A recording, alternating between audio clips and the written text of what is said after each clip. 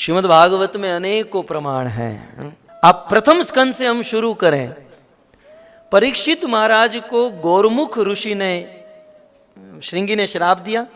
समीक ऋषि, उनके पिताजी को पता चला तो समीक ऋषि ने अपने शिष्य गौरमुख को भेजा, जाओ परीक्षित को कहो तुम्हें 7 दिन में मरना है, अभी भी तुम बच सकते हो कुछ उपाय करके। तो गौरमुख जी ने जब कहा कि भाई महाराज दुखी समाचार लेकर आया हूं, 7 दिन में आपको मरना है, मैं आपको सत्य कह रहा हूं कि यदि परीक्षित चाहते तो अपनी मृत्यु से बच सकते थे। परीक्षित के लिए कोई बड़ा काम नहीं था। पूरे संसार के चक्रवर्ती सम्राट, पांडवों के वंशज, अभिमन्यु के पुत्र, परीक्षित के लिए कोई असंभव नहीं था कि उस श्राप को टाल सके, मृत्यु से बच सके।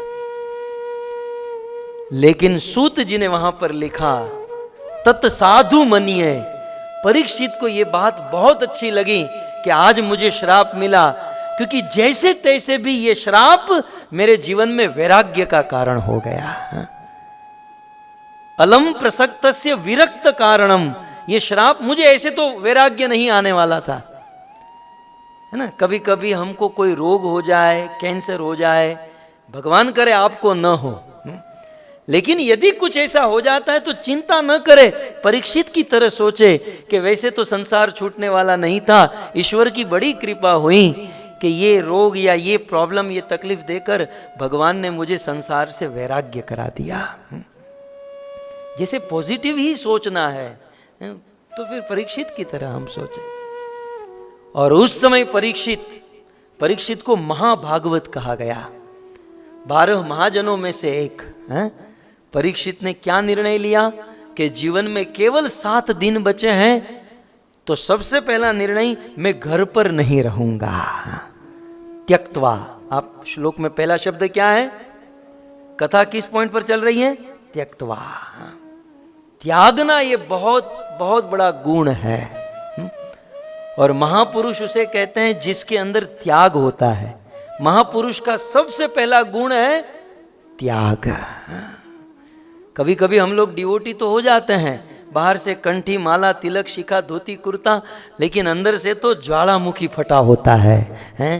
संसार को भोगते, ये करे वो करे, क्या क्या कामनाएं होती है।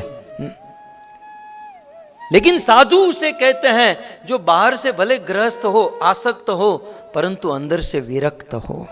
परीक्षित की तरह समय आया और परीक्षित ने त्यक्त्वा, त्याग दिया, और अपना घर बार, भागवत में बड़े विस्तार से वर्णन है। परीक्षित जब चले, उनकी पत्नी ने रोका, आप मत जाइए जी। परीक्षित के 4 पुत्र थे, जन्मेजय आदि, उन्होंने रोका।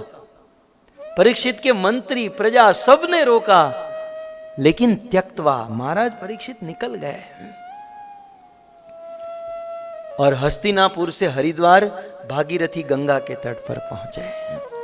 बोले मरूंगा तो घर पर नहीं, मैं किसी धाम में जाकर ईश्वर को प्राप्त करके मरूंगा। और आप सब जानते हैं कि गंगा तट पर गए, सुखदेव से मिलन हुआ, 7 दिन कथा सुनी, वो तक्षक आए, उससे पहले तो वैकुंठ प्राप्त कर गए। क्यों, ये सब क्यों हुआ? क्योंकि त्यक्त्वा। यदि घर नहीं त्यागा होता तो न सुखदेव मिलते, न कथा होती, न वैकुंठ मिलता, वही तक्षक नाग के डंक से मारे गए होते, न जाने कहां नरक में सड़ते। लेकिन त्यागने का ये लाभ मिल गया।